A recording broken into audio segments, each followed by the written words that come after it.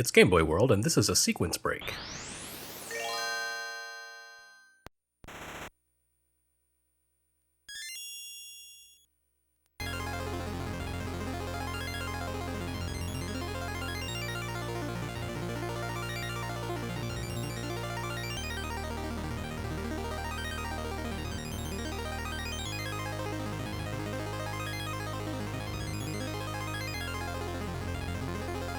By Patreon request, I'm breaking from the standard release order approach of Game Boy World to jump ahead a couple of years, to the faraway time of 1992, when a little-known developer called Argonaut teamed up with Nintendo to push the system in ways its creators likely never imagined.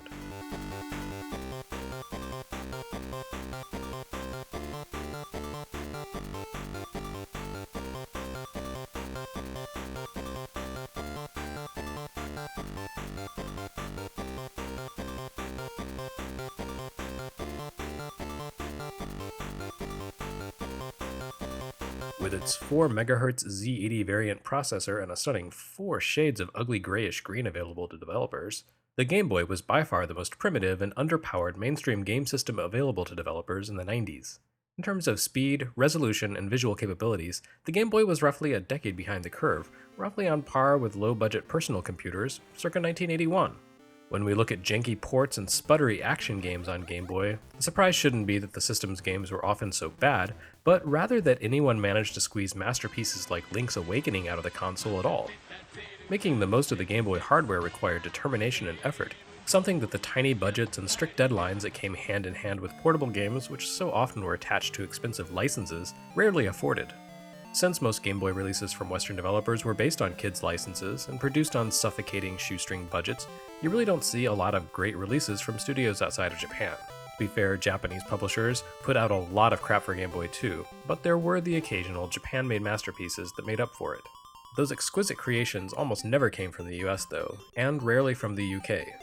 I say rarely because there was one brilliant gleaming counterexample, one of the most sophisticated and surprising pieces of software ever to emerge for Game Boy, X, developed by Britain's Argonaut Software, as in Dylan Cuthbert Argonaut.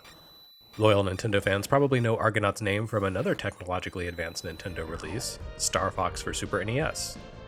And that's fitting because X is the game that paved the way for Star Fox. The work Argonaut did on X not only laid the groundwork for the design collaboration that gave way to Star Fox, but it also set the stage for the development of the Super FX chip that made that game possible. In a way though, X is actually a more impressive creation than Star Fox.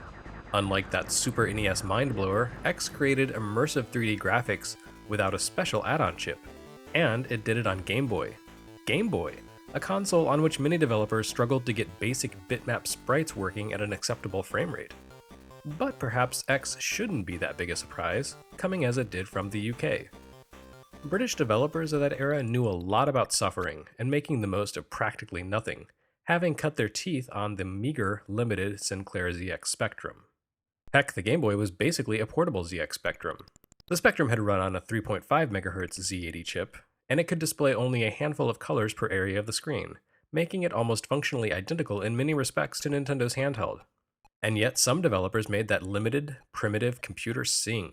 So it stands to reason that the UK's collective expertise would translate into some truly remarkable Game Boy software, it being a sort of handheld spiritual sibling to the Spectrum and all. X then draws upon the most iconic and revered of all British microcomputer creations, Acorn Soft's Elite. Elite debuted on the BBC Micro and made its way to Spectrum a bit later, and both it and X were built around a remarkably similar premise. Both used wireframe graphics to create an immersive, open 3D shooter on hardware that by all reasonable expectations should never have been able to support something so ambitious. Fittingly, X offered a much smaller scope of design than Elite had. Where the older game had been a galaxy-spanning exploration sim, X largely took place on the surface of a single planet. But you wouldn't want an immersive, large-scale space odyssey on Game Boy. The game's more compact design worked better on a handheld system, breaking the player's experience into a sequence of missions that could be completed within the span of 10 or 15 minutes.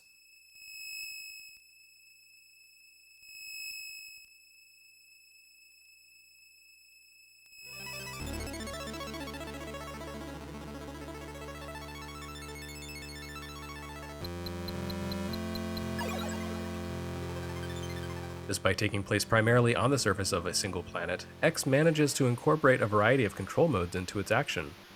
It actually has more in common with Star Fox 64 than with the original Star Fox, allowing you to alternate between tank and fighter mode by launching yourself into the air or ducking into tunnels.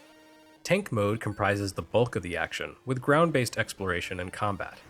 You don't need to worry about aiming along a vertical axis as a tank. Your targets all crawl on the surface as well, and anything hovering out of reach has to be taken on in flight. As a fighter, up and down on the D-pad determine your altitude. In tank mode, however, those controls affect your speed. On the ground, you can travel at 4 different speeds, and the faster you go, the more quickly you burn through your fuel reserve. The top speed, Turbo, allows you to cross the planet's surface in a hurry, but it depletes your energy too quickly to make it an efficient mode of travel. It does have one critical application though. If you hit a ramp while cruising at turbo speed, you'll take a huge leap and switch into fighter mode. The planet's surface is also crisscrossed with tunnels that allow you to take a quick shortcut to other corners of the map. These tunnels save you a little time, but their main benefit comes in the way they allow you to stock up your vehicle's consumables. Oh, also, they involve a slick flight sequence that showcases X's graphical prowess, which is probably their real point, since the enclosed tunnels look a lot more impressive than the battle zone-like surface exploration. And let's be realistic, X is a decent game, but it can be drawn out and repetitive. Missions involve a lot of scouring the planet's surface for objectives, and combat doesn't offer all that much variety. But as a neat Game Boy party trick, it's practically unparalleled. X pushed the Game Boy hardware to its limits, and to my knowledge, no other commercial release for Game Boy ever attempted to produce similar real-time 3D effects on the platform. Certainly it impressed Nintendo, who took the game under its wing as a first-party release, then worked closely with Argonaut to produce a completely new character-driven franchise, Star Fox, for the Super NES. But while Star Fox was definitely more technically impressive than X, using a powerful built-in coprocessor to render graphics with real-time filled polygons, X arguably featured a more ambitious overall design. Where Star Fox played out as a rail shooter, X only forced players onto rails during the tunnel sequences. Otherwise, it had an open design, and included a variety of mission objectives to pursue, along with numerous player resources to manage. It's a spectacular piece of Game Boy tech, and despite suffering from some of the inevitable jank that goes hand in hand with pushing the boundaries of a primitive console, it's a pretty decent game in its own right. Bizarrely though, despite its European origin and technical prowess, Nintendo never released it outside of Japan. That's not to say they didn't contemplate it. Nintendo of America teased a Game Boy release called Lunar Chase around the time X launched in Japan, and it's become pretty clear over time that Lunar Chase would have been a localized version of X. There's also a leaked prototype ROM of Lunar Chase floating around the web that consists of X's first mission translated into English.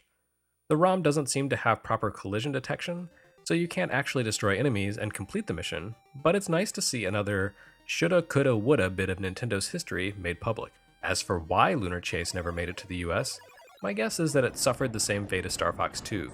Nintendo decided to focus on the next game, which would run on more powerful hardware.